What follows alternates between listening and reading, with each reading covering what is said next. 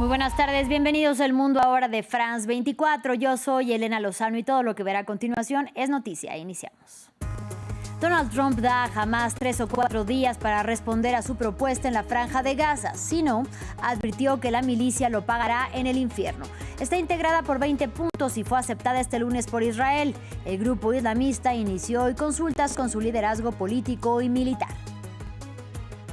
La primera ministra de Italia, Giorgia Meloni, instó a la Global Summit Flotilla que se dirige a Gaza con ayuda humanitaria que se detenga en su misión encabezada por sociedad civil. Argumenta que podría alterar el plan presentado por Donald Trump para el enclave.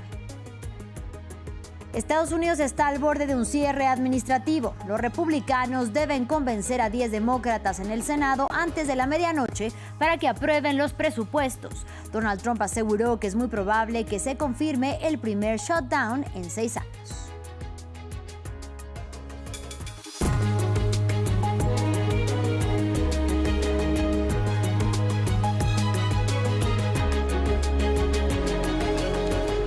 Iniciamos hablando de la ofensiva de Israel en la Franja de Gaza.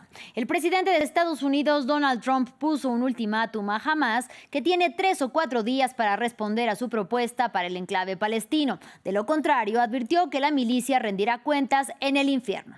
El plan integrado por 20 puntos fue aceptado este lunes por Israel durante la visita del primer ministro Benjamin Netanyahu a la Casa Blanca. En tanto, el grupo islamista inició hoy consultas con su liderazgo político y militar. ¿Cuánto tiempo planea darle a Hamás para responder a la propuesta de alto el fuego que ha presentado? Bueno, vamos a darles unos 3 o 4 días. Veremos cómo va. Todos los países árabes se han inscrito, todos los países musulmanes se han inscrito, Israel se ha inscrito. Solo estamos esperando a Hamás y Hamás lo hará o no. Y si no lo hace, será un final muy triste.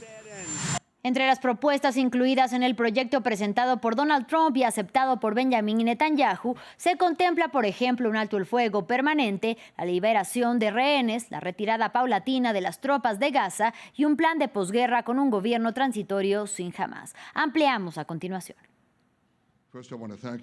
Según el plan de 20 puntos de Donald Trump para la paz en Gaza, el primer paso sería un alto al fuego inmediato.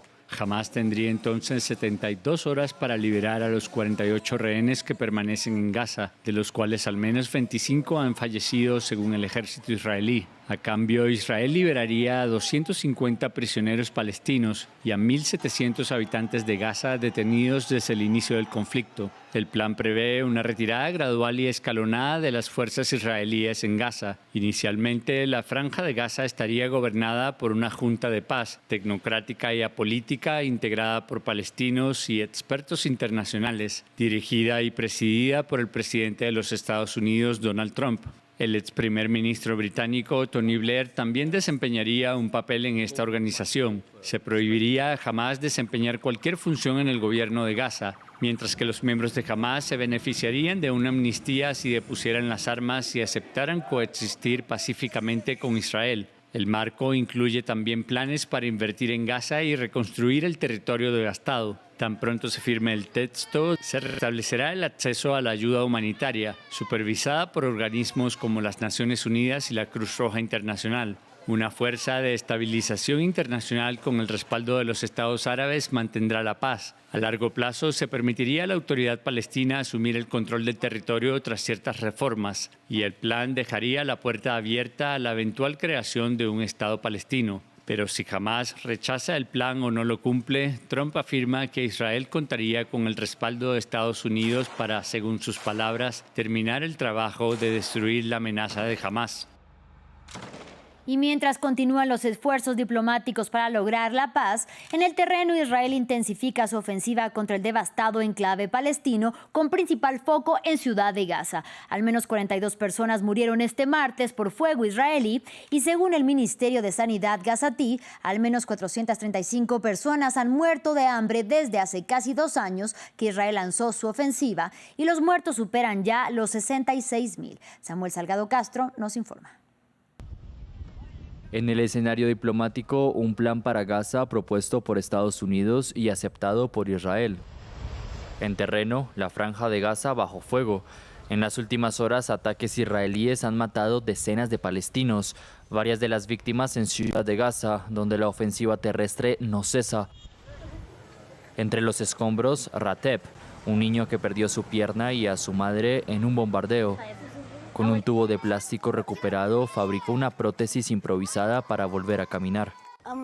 Mi mamá fue asesinada junto con uno de mis hermanos. Ahora vivo con mi hermana y mi hermano y perdí mi pierna.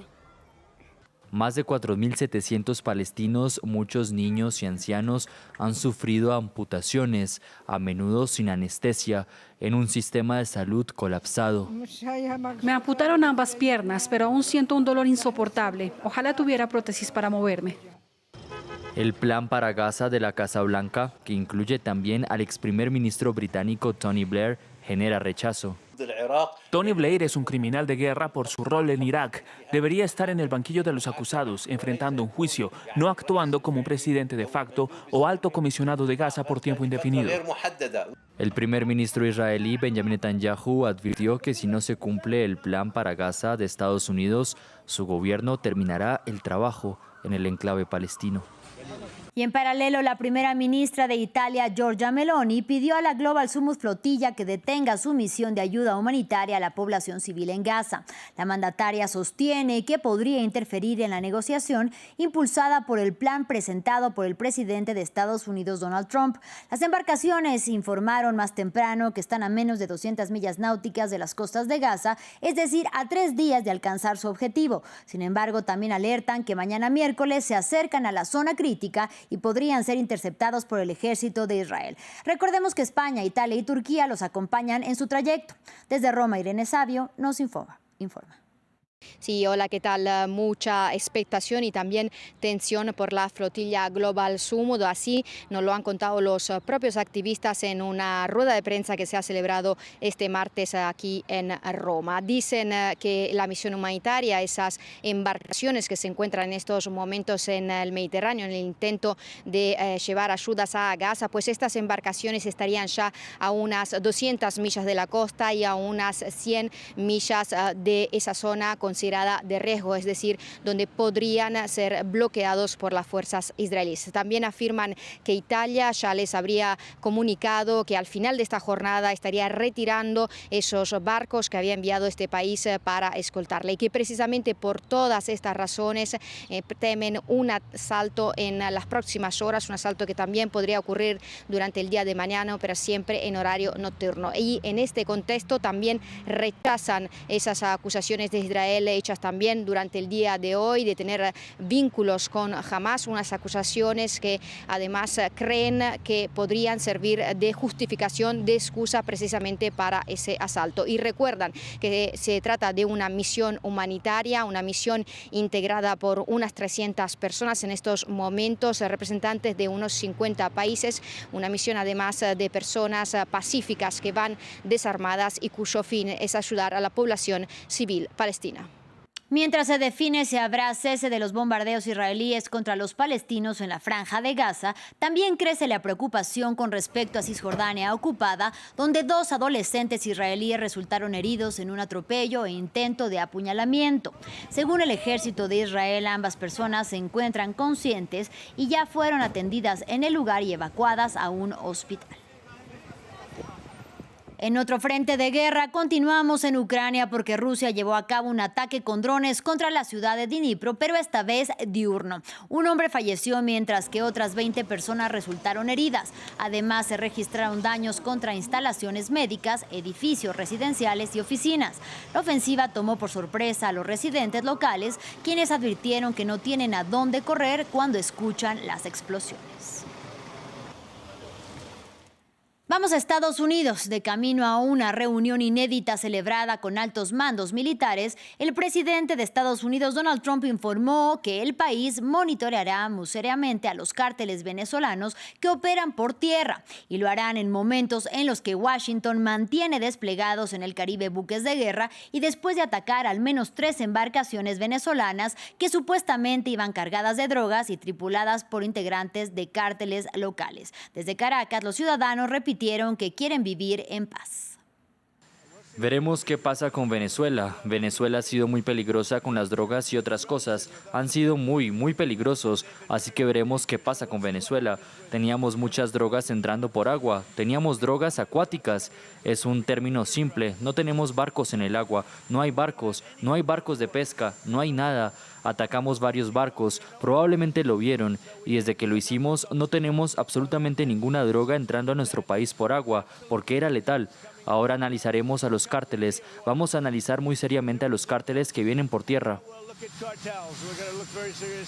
Yo tengo 50 años y aquí en Venezuela nunca ha habido guerra tal cual como quiere Estados Unidos. Ellos están acostumbrados a tener guerra, pero son ellos. Nosotros somos una gente de paz.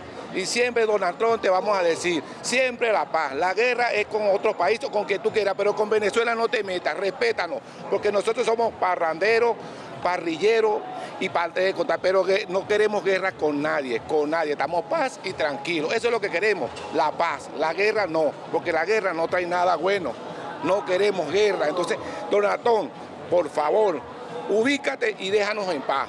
También en la Unión Americana, a la espera de una definición sobre el cierre administrativo, el presidente Donald Trump aseguró que probablemente esto sí sucederá. Los republicanos necesitan convencer a 10 demócratas en el Senado antes de la medianoche. Podemos salir adelante y superar todo esto, porque no sé, probablemente tendremos un cierre porque una de las cosas que quieren los demócratas es dar un Medicare increíble, un Medicare increíble, un Medicare increíble a los inmigrantes ilegales, y eso los mantiene viniendo a nuestro país, como lo hacen en California, y ningún país puede permitírselo, ningún país.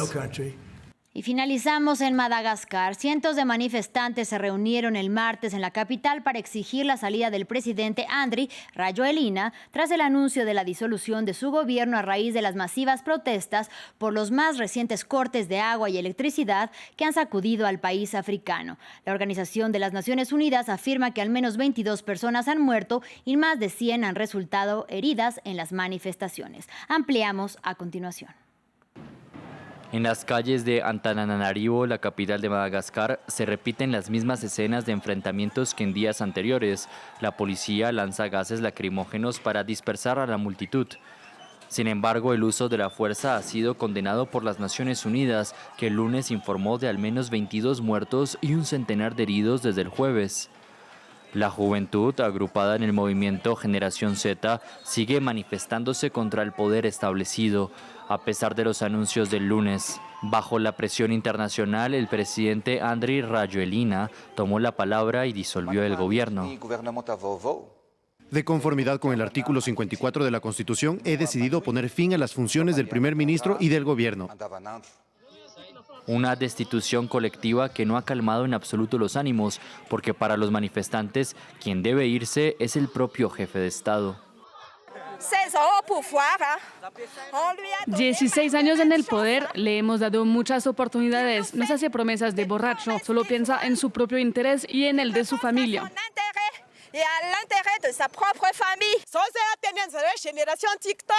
Un mensaje para usted, señor. Cuando usted lideraba las manifestaciones se lo permitían, estaba bien, pero cuando somos nosotros, los jóvenes, los que luchamos por el país, nos lo impiden. Rajoelina, que llegó al poder por primera vez en 2009 gracias a una revuelta popular, es ahora el blanco de toda la ira de un grupo de jóvenes que había comenzado a movilizarse para protestar contra los cortes diarios de agua y electricidad. Así llegamos al final de este espacio informativo. Gracias por su compañía. Hasta la próxima.